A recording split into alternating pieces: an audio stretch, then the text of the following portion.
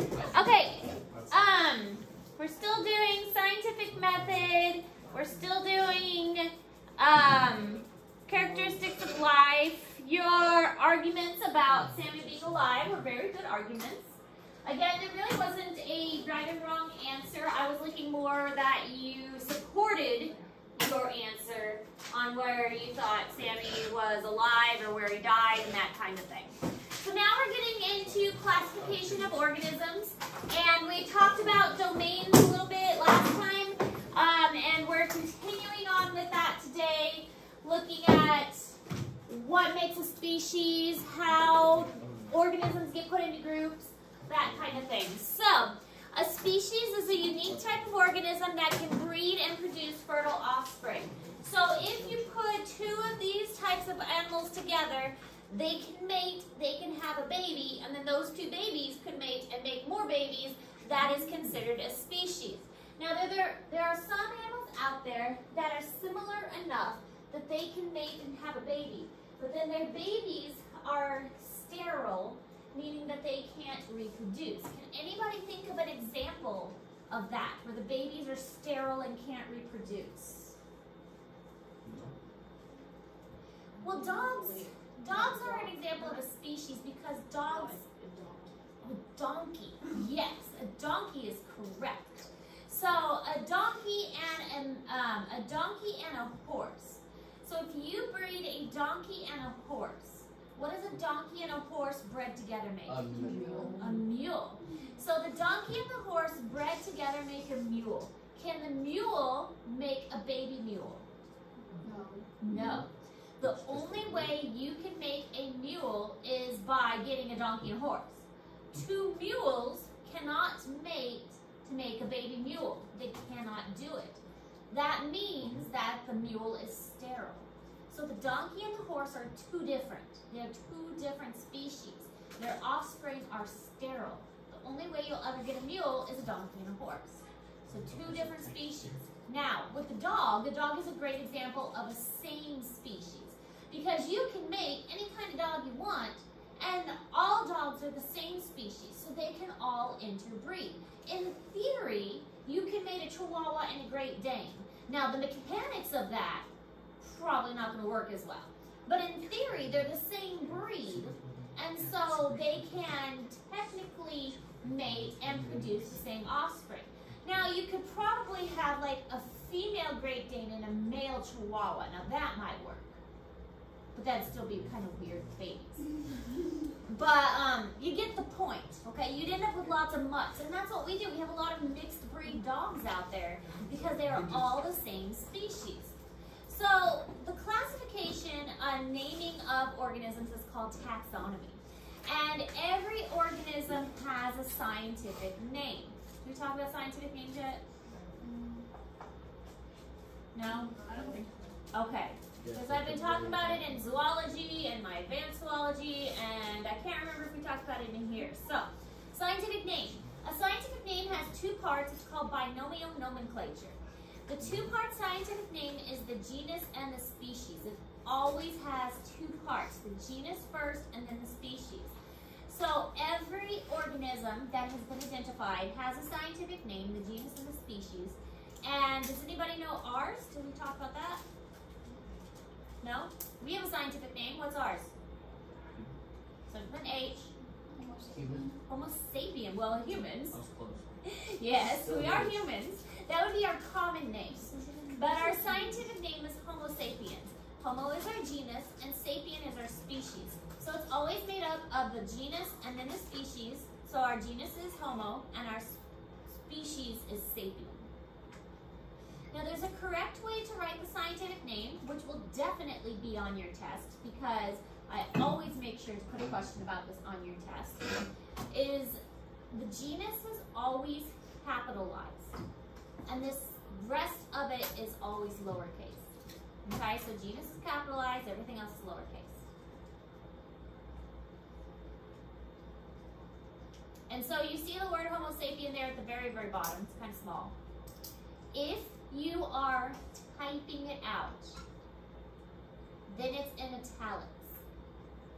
If you are writing it out on paper, then you underline it. If you forget that, it's wrong. Genus is capital, everything else lowercase. If you are writing it out, it's underlined.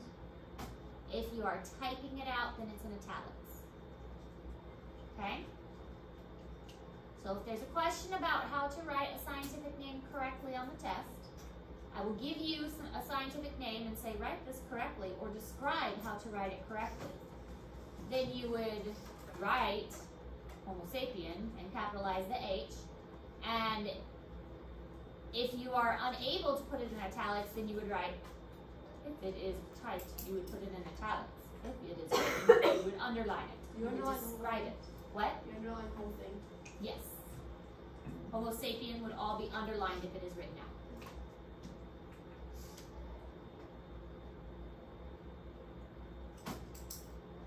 And I promise that'll be on the test.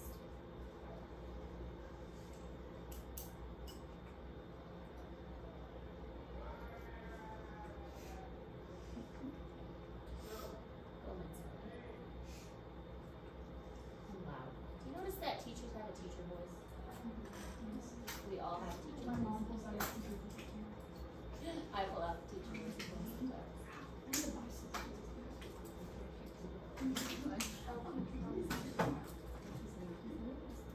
My sister teaches 4th grade, 5th grade, and I've heard her pull out the teacher voice on my kids before.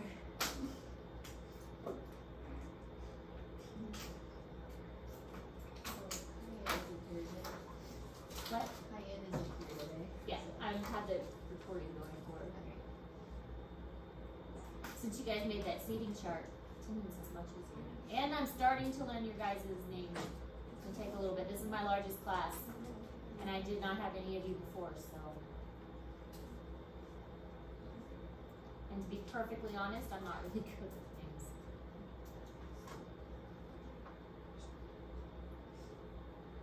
So I'm going to work on it, and I'm going to learn your names. All right. Now, to put animals into a classification system, or anything, honestly, they're going to look at traits that are observable. That's one of the easiest things you can do, is look at the traits that the organism has, and then if that doesn't work, they'll take it down to a microscopic level. I remember when I was working on my bachelor's degree, and we were learning classification, and there were some times that we had to, like, count the ridges on a mouth's tooth. It was ridiculous. And we had to measure like his hind leg and compare it to the length of his tail, and it was supposed to be like this much longer than his tail. Yeah, it was ridiculous. So sometimes it's hard to classify things, and sometimes it's easy. Oh, that is a sponge. Oh, that is a starfish, or technically called sea star. Sometimes it's pretty easy, sometimes it is not. But traits are what we observe about an organism that helps to put them in their groups. Now, a taxon is a group of organisms that share a unique set of traits. So a taxon would be a group of animals that all have backbones. They have vertebrae. So that'd be a taxon. So there's a lot of weird words that science has created for this classification purposes.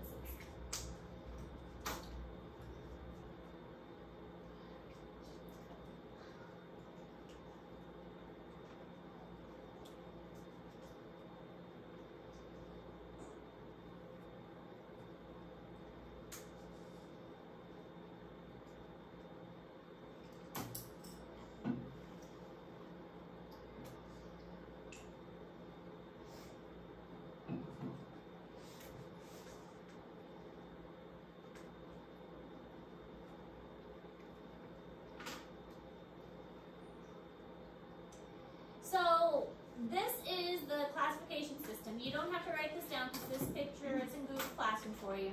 But there are 8 different classifications. It started with 7 with kingdom, but we have added domain on top of that. So you might have heard of kingdom, phylum, class, order, and so on. But domain has been added within the last 30, 40 years. So it goes domain, which is the most broad. And then kingdom, phylum, class, order, family, genus, species. Species is the most specific. This will be another question that will be on your test, is what are the levels of organization, starting with domain and going down to species. Now, we did talk about other levels of organization like atom, molecule, and so on. So I will try and be very specific on the test which levels I'm looking for, whether it is this one or whether it is atom, molecule, cell, tissue, and that kind of thing. So you will know specifically what I'm looking for when the test comes around. Now, when we are looking at classification of organisms, there are ways they can be classified, such as domain eukarya. Domain eukarya is classifying organisms based on eukaryotic cells, so they have a membrane surrounding their nucleus. Then we have kingdom animalia, so we can break that down and remove the plants. So every time we go down a level, we get more and more specific. So domain eukarya is anything that has a membrane around its nucleus. We can get more specific by removing the plants, so kingdom animalia, phylum, chordata, and then keep going more and more, class Animalia, and I can't read that far back. Order Carnivora, family Felidae, genus Felis, and then Felis domesticus. So we've narrowed it down to the domestic cat, which is all the way at the bottom. Felis domesticus, pretty easy to think that it's the domestic cat. So next level up, Felis domesticus is really similar to a bobcat. They're anything within a genus. A genus means that they are very closely related. The further up the ladder you go, the more distantly they are related. The further down here they go, if they share a genus, the more closely they're related. So if we look at my spiders, for instance, did we talk about my spiders? No. No. Okay. I have 3 spiders that are Brachypelma. This one is Brachypelma smithi. This one is Brachypelma adipulosum, and this one is Brachypelma vagans. So they all have the same genus, but they all have different species. So they are still 3 different species. This is a Mexican red knee, this one's a Honduran curly hair, and this one's a Mexican red rump. So they're all 3 different species, but they share a genus. So they are closely related, even though they're different species. You'll also notice that I have the scientific name written correctly for all of these, that they all have a genus and a species. It's all in italics, and the genus name is capitalized. So I've done that with all of the animals in my classroom, so that not only do you see their name that we've given them, they have their common name, in this case the Brazilian black tarantula, but they also have their scientific name. This one's a Grammostola pulchra. Pulchra means black. All scientific names are written in Latin too. Latin is the language that science has chosen for this classification system. But it's kind of neat, when I was looking at this earlier for my zoology class, which is also learning classification, that I didn't even realize that I had 3 spiders that were all different species, but all from the same genus. So that was kind of cool. So they're related at different levels, and this kind of shows the same thing, that we've got 2 rosas, and so these are all, and here we have rosacea, so these are all the same family, but then we can classify it out, these are the same genus, so these 2 are more related, and then these 3 are kind of similarly related, and then the further up we go, the further out they are related. So further down on the classification, if they share a genus, they get more and more closely related. All right, we have the 3 domains, archaea, eukarya, and bacteria. Archaea and bacteria, these consist only of bacteria. We mentioned those before? Okay. Archaea and bacteria, those are the only ones that are prokaryotic, meaning that they do not have a nucleus around their membrane, a membrane around their nucleus. Goodness, it has been a week. And the eukaryotic ones are the only ones that do have that membrane-bound nucleus. And so that's why we have the domains the way they are listed. The archaea, the eukarya, and then the bacteria. So these 2 are more closely related. They're the more advanced ones. And the bacteria over here, they're kind of hanging out by themselves. Now, within the eukarya, we have these kingdoms, the protists, the plants, the fungi, and the animals. Those kingdoms are a little bit different.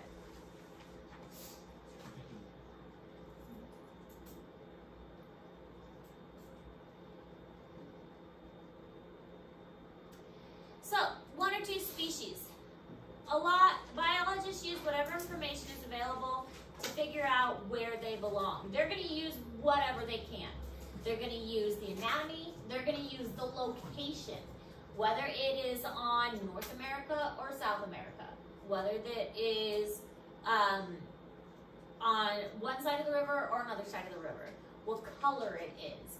They're going to use DNA now more often than not. As new information comes, this information is going to change. When they figure out, hey, you know, we thought that it belonged here, now we realize it doesn't. It belongs over here. So new information is going to change this. They use, many things in science are very firm and very concrete, and this hasn't changed in years and years and years, but not classification. Classification is constantly changing, all the time changing. Classification does not stay the same. As new information is discovered, it's going to change. I mean, stuff like the cell. The cell's been around for ages, but not classification. Classification is always changing.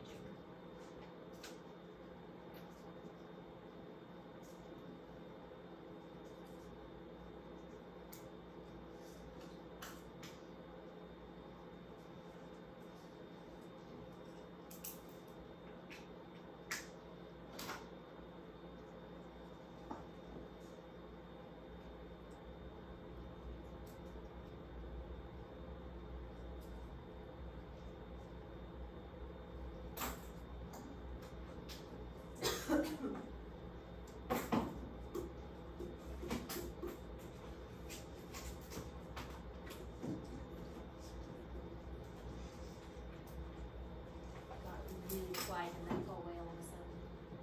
It was really loud, and now it's really quiet.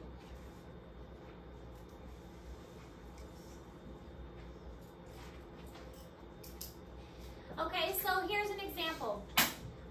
We've got butterflies, and you would think that these two are related and these two are related. But that's not the case. These two are actually related and these two are actually related. Because species can have variations within a species. It's really kind of interesting how that works. Different animals can have variations within a species. I mean, look at us, for instance. We all look different from each other. That's because there are variations within different species. Animals don't look the same. Plants don't look the same. Variation is important. We go back to that diversity thing. Diversity is important. That's how it's supposed to be. So, any questions about any of that? We finished up the mysterious case of Sammy, so that was turned in last week. That's all the notes we're taking today, but you do have a new assignment that is in Google Classroom. It's called the Versatile Classification. Did I post that yet? No. Okay, I'm going to post it right now. I couldn't remember if I posted it or not.